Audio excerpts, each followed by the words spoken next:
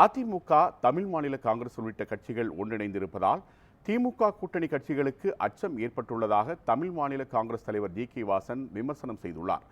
சென்னை புரசவாக்கம் தானா தெருவில் காமராஜரின் 123வது பிறந்தநாளை ஒட்டி தமிழ் மாநில காங்கிரஸ் நிறுவன தலைவர் ஜி.கே. வாசன் மற்றும் காமராஜர் மக்கள் கட்சியின் நிறுவன தலைவர் தமிழருவி மணியன் தலைமையில் பொதுக்கூட்டம் நடைபெற்றது.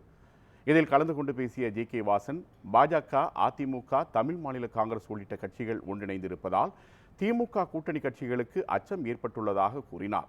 மேலும் திமுகவை அகற்ற வேண்டும் என நினைக்கும் அனைவரும் எதிர்க்கட்சியாக ஒன்றிணைவோம் எனவும் தெரிவித்தார். இக்கூட்டத்தில் தமிழ் மாநில காங்கிரஸ் கட்சியின் மாநில பொறுப்பாளர்கள், தொண்டர்கள், கட்சி நிர்வாகிகள் என அனைவரும் கொட்டும் மழையையும் பொருட்படுத்தாமல் நடைந்தபடியே ஜி.கே. வாசனின் மேடை பேச்சை ஆர்வத்துடன் கேட்டனர். ஆட்சி மாற்றத்திற்கு கூட்டணியிலே அடித்தளமான கட்சியாக தமிழ் மாநில காங்கிரஸ் கட்சி செயல்படும் என்பதிலும் மாற்று கருத்து கிடையாது. இன்றைக்கு தமிழகத்துடைய எதிர்கட்சி தலைவருடைய சுற்றுப்பயணம் வெற்றி பயணமாக தொடங்கி இருக்கிறது.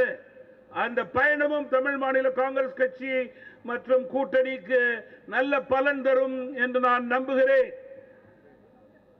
தமிழகத்திலே மக்கள் விரோத திமுக ஆட்சியின் அடிப்படையிலே இன்றைக்கு சட்டம் ஒழுங்கு சீர்கெட்டு போயிருக்கிறது.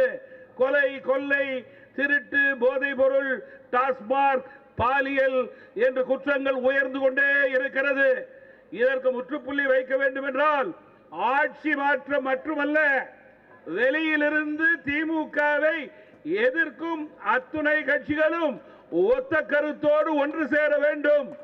மத்திய மாநில அரசுடைய இணக்கமே வரும் வருடங்களிலே புதிய ஆட்சியிலே தமிழகத்தினுடைய 100% வெற்றியாக இருக்க முடியும்.